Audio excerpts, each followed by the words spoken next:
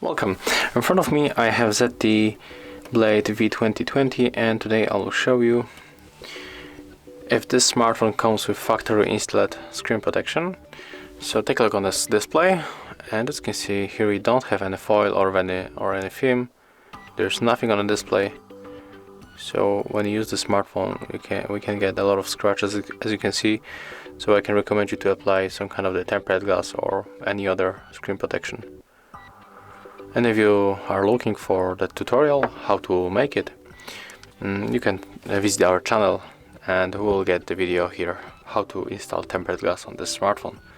So if you found this video helpful, remember to leave a like, comment and subscribe to our channel.